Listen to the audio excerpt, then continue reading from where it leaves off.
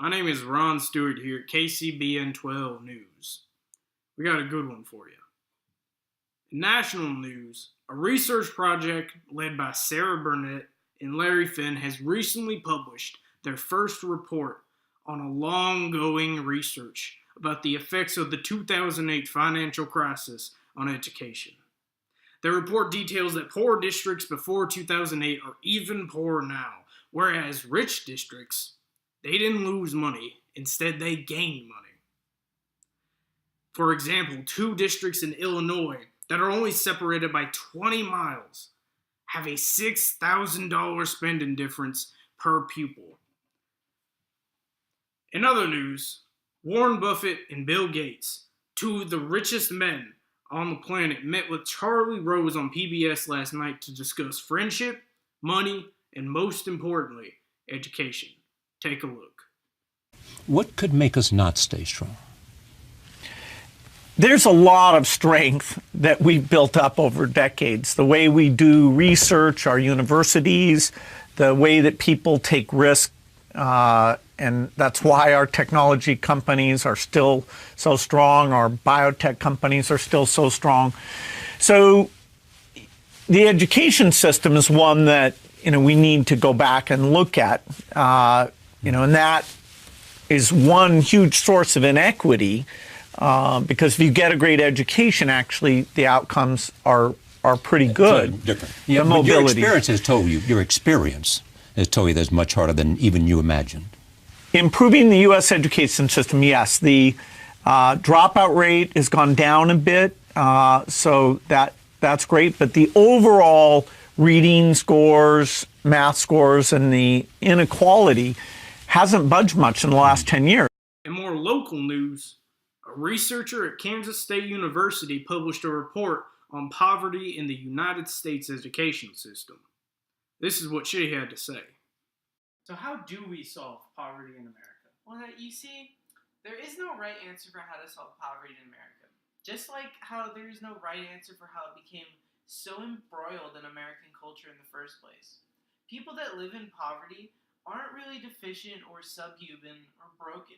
Instead, the thing that's broken is actually the system that they live in. Taylor's historic research shows that numerous factors led to poverty, including laws and acts, white and male privilege, scientific racism, and social welfare.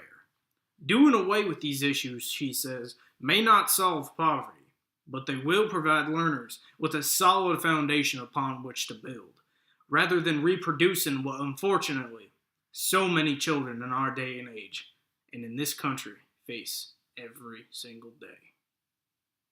For some news that might brighten your day, local Kansas schools are being honored for overcoming their challenges. Over 55 public schools that are classified as poor or disadvantaged are being honored for doing well on their state tests despite the challenges they face. Task Force Chairman Charles Volin says that schools are some of the first of many to overcome what he calls the very real challenges that poverty poses in education. That's all for the national and local news today. Now I want to throw it over to my good friend Walter Nichols for our weather segment. Take it away, Walter. Thanks, Ron. Today we're going to be talking about Kansas's climate and the really big shifts it's going through, particularly in funding. So let's start off with Wyandotte County, one of the most urban settings in the entire state of Kansas. Now, it receives a lot less funding compared to counties like Leavenworth, Johnson County, Ottawa, and this is for a number of reasons. One of them is because of its very, very urban setting. However, you can also see this kind of effect with southwestern Kansas and how they receive next to no funding, even less than Wyandotte County in some cases. Now, all of these things show that Kansas, just based off of these few counties, doesn't have a lot of money compared to states like California, New York, Missouri even, just across the border. And these things all add up to a lot of inequality and poverty in Kansas students, particularly in urban settings and rural settings.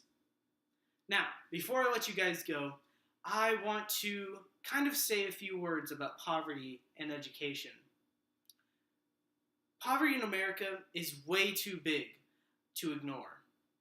Because of this, I believe it is my duty to inform all of you what the government may not.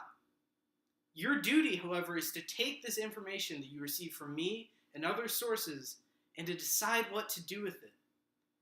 That's the question I want you all to ponder tonight. What are you going to do with this information about poverty in America? How are you going to impact the United States and the future for our children? Thanks for tuning in to KCVN 12's Afternoon News, and I hope you all have a wonderful day.